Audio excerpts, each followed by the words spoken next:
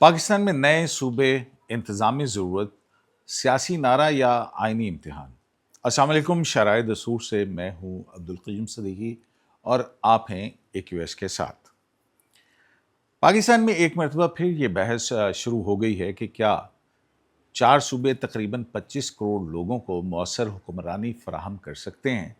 کیا پنجاب، سندھ، خیبر پختونخوا اور بلوچستان کو تقسیم کر کے 8، 12 یا اس سے بھی زیادہ انتظامی صوبے بنا دینے چاہیے؟ اور کیا یہ فیصلہ پارلیمان کرے گی، متعلقہ صوبائی اسمبلی کرے گی، یا پورے ملک میں ریفرنڈم کرا کے عوام سے پوچھا جا سکتا ہے؟ آج ہم اس بحث کو کسی سیاسی نعرے کے بجائے پاکستان کی آئینی اور سیاسی تاریخ کی روشنی میں سمجھیں گے۔ پاکستان کو 1947 میں کیا ملا تھا؟ قیام پاکستان کے وقت ملک ایک مربوط جغرافیائی خطہ نہیں تھا۔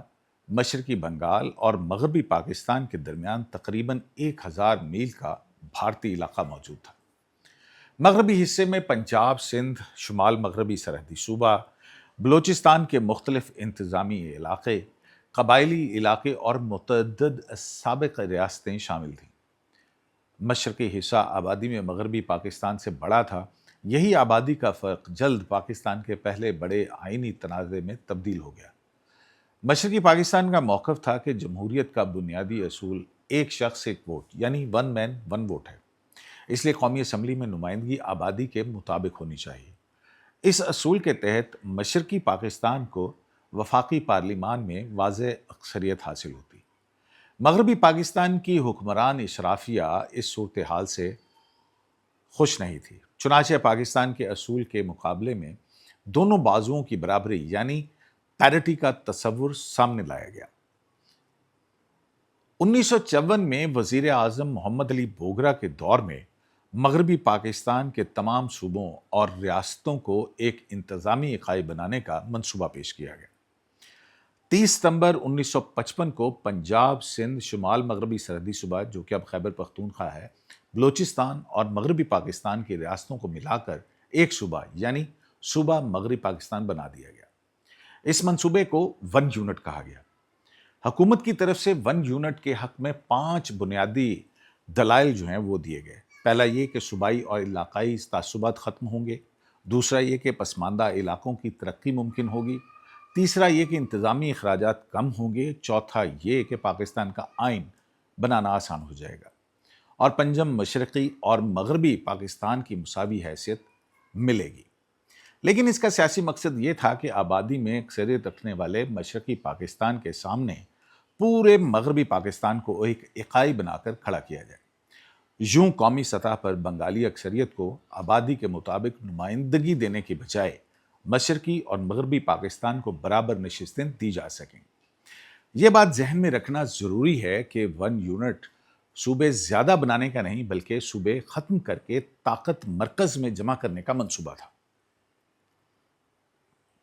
1 یونٹ کے نتیجے میں انتظامی اخراجات کم ہونے اور صوبائی تعصب ختم ہونے کے بجائے کہ یہ دعوے تو پورے نہ ہو سکے، اس کے برعکس سندھ، بلوچستان اور سرحد میں یہ احساس مضبوط ہوا کہ ان کی تاریخی شناخت، زبان، وسائل اور سیاسی آواز کو لاہور میں قائم ایک بڑی صوبائی حکومت کے تابع کر دیا گیا ہے۔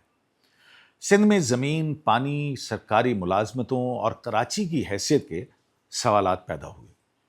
بلوچستان میں مرکز کی مداخلت اور وسائل پر اختیار کا تنازع شدت اختیار کر گیا۔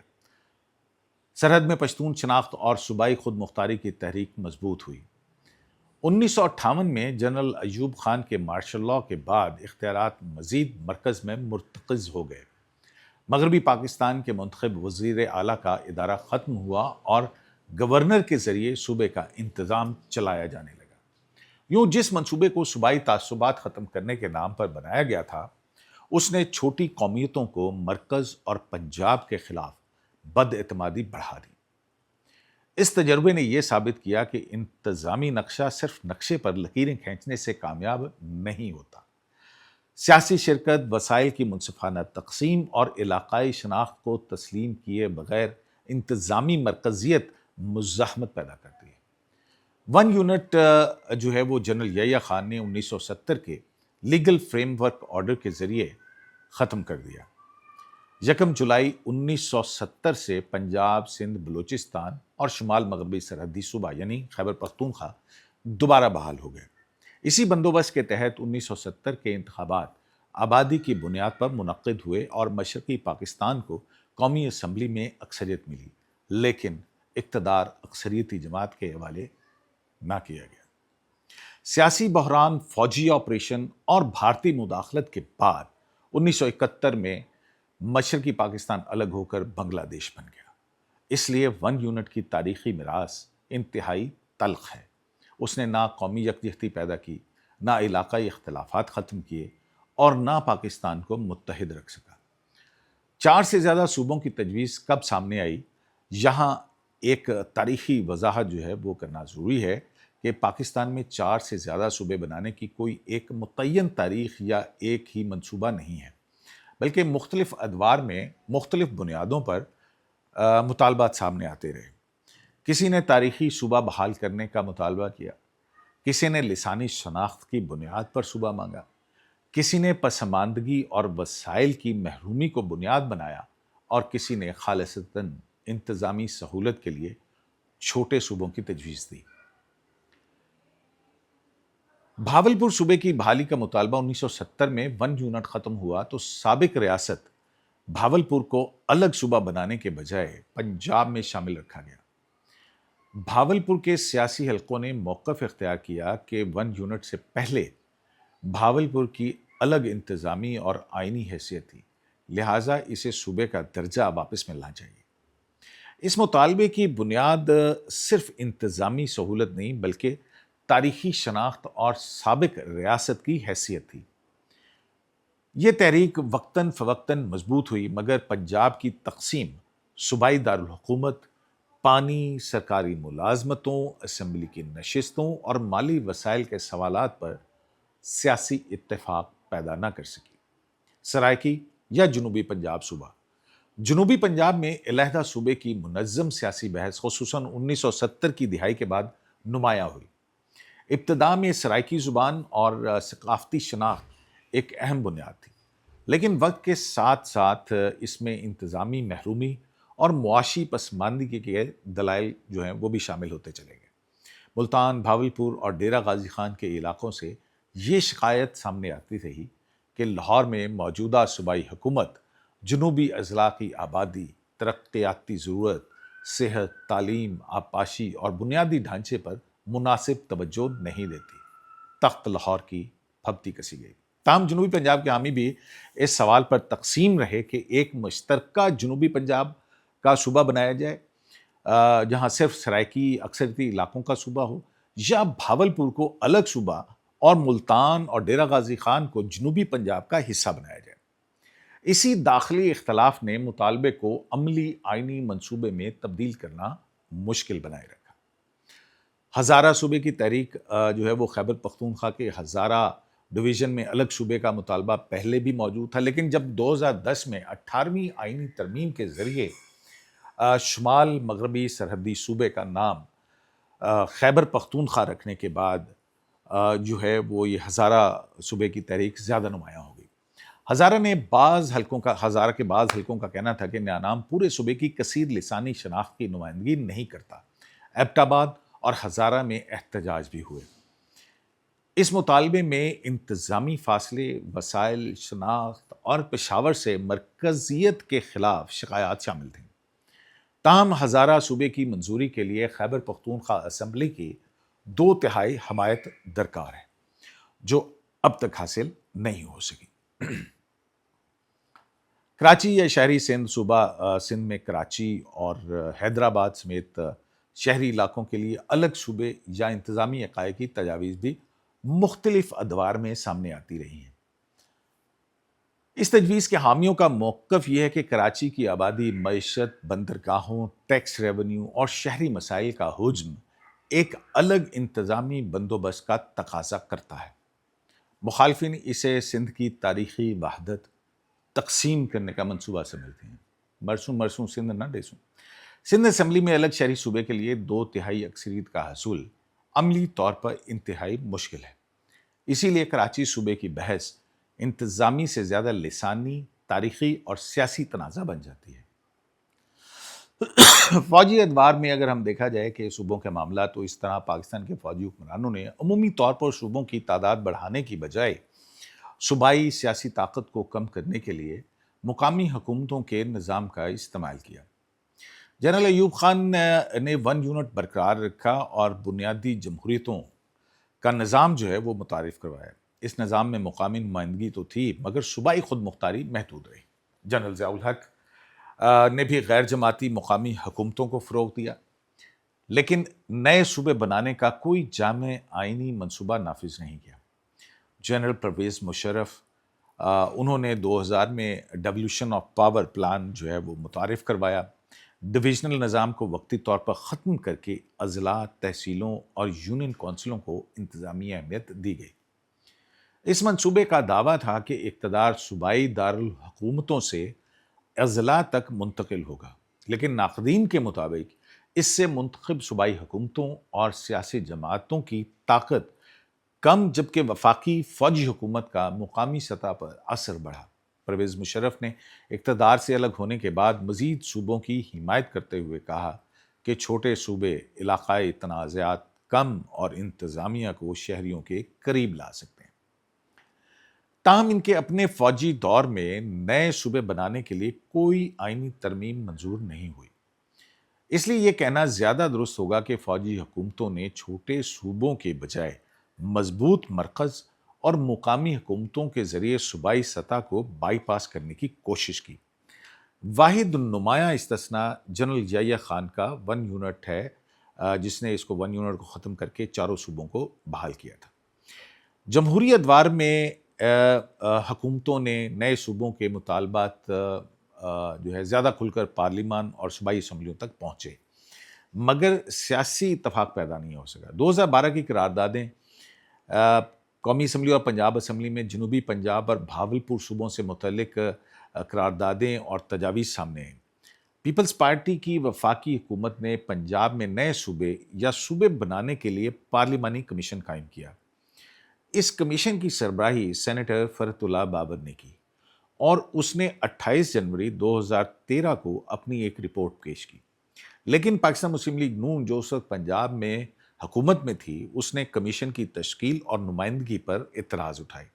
پنجاب اسمبلی نے مطالبہ کیا کہ تمام متعلقہ قومی اور صوبائی قیادت کو اعتماد میں لے کر نیا قومی کمیشن بنایا جائے۔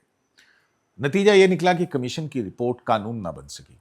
یہ وہ مقام تھا جہاں جنوبی پنجاب کا انتظامی مطالبہ پارٹی سیاست میں پھنس گیا۔ پیپلز پارٹی پر الزام لگا کہ وہ پنجاب میں مسلم لیگ نون کی سیاسی طاقت توڑنا چاہتی، جبکہ مسلم لیگ نون پر الزام لگا کہ وہ زبانی حمایت کے باوجود صوبے کی عملی تقسیم روک رہی ہے۔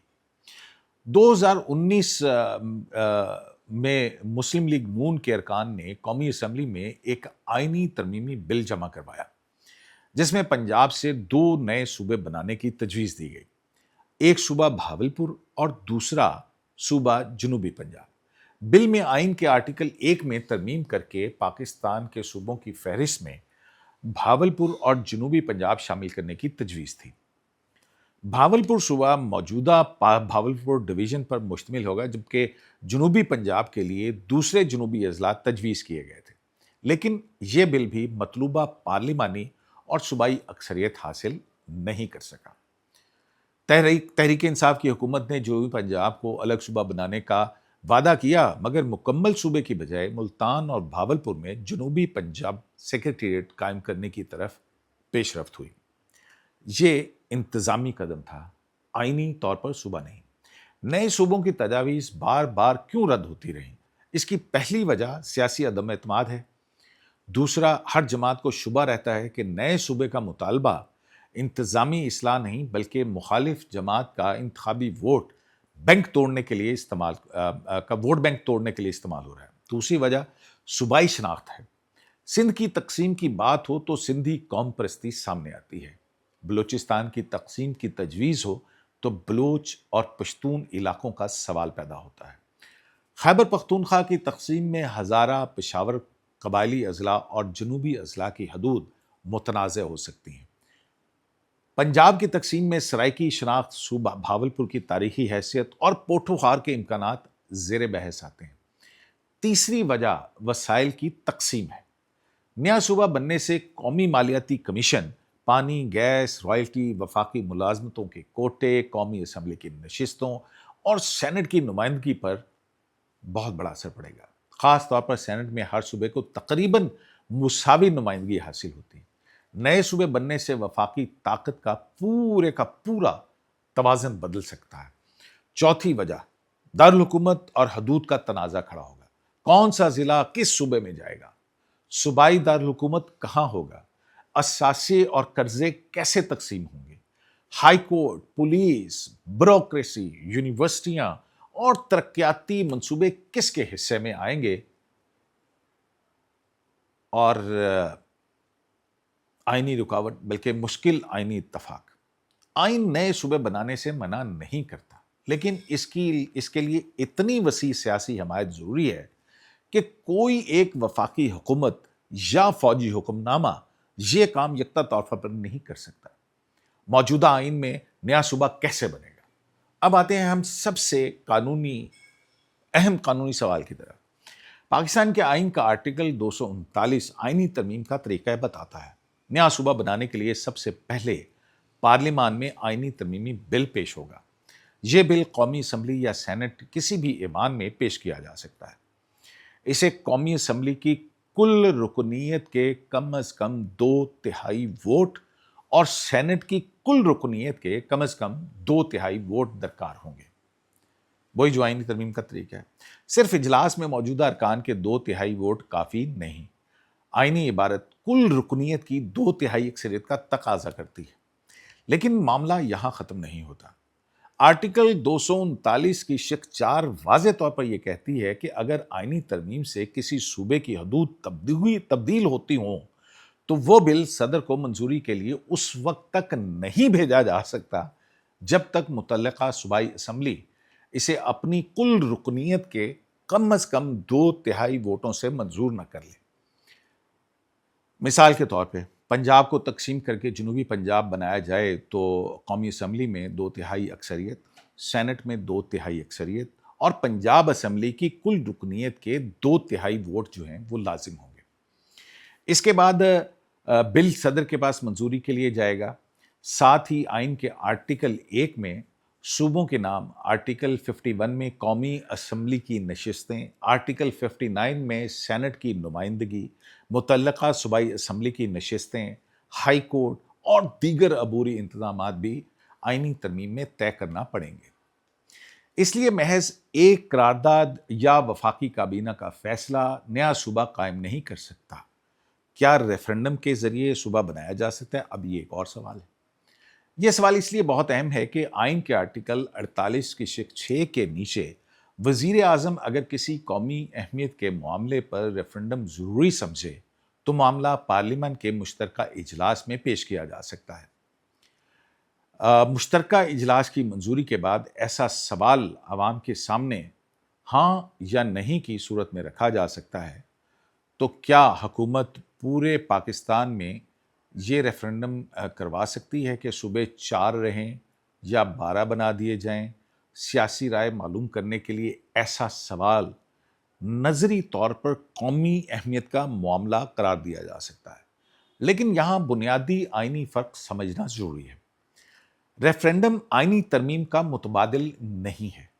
रेफरेंडम में अवाम की अक्सरियत नए सूबों के हक़ में वोट दे भी दे तो इस नतीजे से किसी सूबे की हदूद खुद ब खुद तब्दील नहीं होगी। हदूद तब्दील करने के लिए फिर भी आर्टिकल 239 के तहत पार्लियामान के दोनों ऐवानों की 2/3 अक्सरियत और मुतासरा सूबाई असम्बली की 2/3 अक्सरियत लाजमी होगी। इसी तरह पूरे पाकिस्तान का रेफरेंडम पंजाब, सिंध, बलूचिस्तान या खैबर पख्तूनख्वा की असम्बली को हासिल आइनी इख्तियार ख़त्म नहीं कर सकता। मसलन पूरे मुल्क के वोटर सिंध की तकसीम के हक़ में वोट दे दें, लेकिन सिंध असम्बली 2/3 अक्सरियत से मंजूरी ना दे तो आइनी तौर पर सिंध की हदूद तब्दील नहीं की जा सकती। दूसरी तरफ सिर्फ मुतासरा इलाके में मुकामी रेफरेंडम करा लेना भी आर्टिकल 239 की लाजमी शराइत पूरी नहीं करता। اس لیے درست قانونی موقف یہ ہے کہ ریفرنڈم عوامی رائے معلوم کرنے کا، سیاسی مینڈیٹ حاصل کرنے کا یا آئینی ترمیم سے پہلے مشاورتی عمل کا حصہ تو بن سکتا ہے، لیکن ریفرنڈم اپنے طور پر نیا صوبہ قائم نہیں کر سکتا۔ انتظامی صوبہ اور آئینی صوبہ ایک چیز نہیں۔ بعض اوقات انتظامی یونٹ کی اصطلاح جان بوجھ کر مبہم رکھی جاتی ہے۔ وفاقی یا صوبائی حکومت نئے ڈویژن، اضلاع، تحصیلیں، سیکریٹریٹ یا انتظامی زون تو بنا سکتی ہے۔ ان کے لیے ہر صورت آئینی ترمیم ضروری نہیں، لیکن کسی علاقے کو مکمل صوبہ قرار دینا، اسے اپنی اسمبلی، حکومت، گورنر، ہائی کورٹ، سینٹ کی نمائندگی اور آئینی حصہ دینا صرف انتظامی حکم سے ممکن نہیں۔ وہ آئینی صوبہ ہوگا اور اس کے لیے آرٹیکل 239 کا پورا طریقہ اختیار کرنا پڑے گا۔ کیا زیادہ صوبے واقعی مسائل حل کر دیں گے؟ پھر یہ سوال پیدا ہوتا ہے۔ چھوٹے صوبوں کے حامی درست طور پر کہتے ہیں کہ بڑے صوبائی دارالحکومت عام شہری سے بہت دور ہیں۔ بلوچستان کا وسیع جغرافیہ، پنجاب کی بہت بڑی آبادی، کراچی کا غیر معمولی شہری حجم اور خیبر پختونخوا میں ضم شدہ قبائلی اضلاع واقعی انتظامی چیلنج ہیں۔ نئے صوبے حکومتوں کو شہریوں کے قریب لا سکتے ہیں، نئی سیاسی قیادت پیدا کر سکتے ہیں اور علاقائی ترقی میں مدد دے سکتے ہیں، لیکن صرف نئے گورنر ہاؤس، نئی اسمبلی، نیا وزیر اعلیٰ ہاؤس اور نئی بیوروکریسی بنا دینا اختیارات کی حقیقی منتقلی نہیں۔ اگر نئے صوبے بھی تمام طاقت نئے دارالحکومت میں جمع ہو جائے اور اضلاع، تحصیلوں اور بلدیاتی اداروں کو اختیار نہ ملے تو پرانا مسئلہ نئے نقشے کے ساتھ برقرار رہے گا۔ پاکستان کی اصل ضرورت نئے صوبوں کے ساتھ ساتھ با اختیار، مستقل اور مالی طور پر خود مختار مقامی حکومتوں کی بھی ہے۔ پاکستان کی تاریخ ہمیں دو سبق دیتی ہے۔ پہلا سبق 1 یونٹ کا ہے، قومی یکجہتی کے نام پر صوبوں کی شناخت ختم کرنا اور طاقت مرکز میں جمع کرنا ریاست کو مضبوط نہیں بلکہ کمزور کر سکتا ہے۔ دوسرا سبق نئے صوبوں کی ناکام کوششوں کا ہے۔ صرف نعرہ، انتخابی منشور یا انتظامی دلیل کافی نہیں۔ صوبے بنانے کے لیے حدود، شناخت، وسائل، پانی، مالیاتی حصے، سینٹ کی نمائندگی اور مقامی آبادی کی رضامندی پر واضح قومی معاہدہ درکار ہے۔ آئین نئے صوبوں کا دروازہ بند نہیں کرتا، لیکن یہ دروازہ صرف وسیع سیاسی اتفاق سے کھلتا ہے۔ اور جہاں تک ریفرنڈم کا تعلق ہے، عوام کی رائے یقیناً اہم ہے، مگر موجودہ آئین میں ریفرنڈم صوبائی حدود تبدیل کرنے کا خود مختار قانونی راستہ ہرگز نہیں۔ حتمی راستہ پارلیمان، متعلقہ اسمبلی اور آئینی ترمیم ہی ہے۔ سوال صرف یہ نہیں ہے کہ پاکستان میں صوبے کتنے ہونے چاہیے، اصل سوال یہ ہے کہ کیا ہم اختیارات واقعی عوام کے قریب لے جانا چاہتے ہیں یا ایک مرتبہ پھر انتظامی اصلاح کے نام پر سیاسی طاقت کا نیا نقشہ بنانا چاہتے ہیں۔ آپ اپنی رائے دیجیے گا۔ شرائع دستور سے AQS لائیو سے اجازت دیجیے۔ اللہ نگہبان۔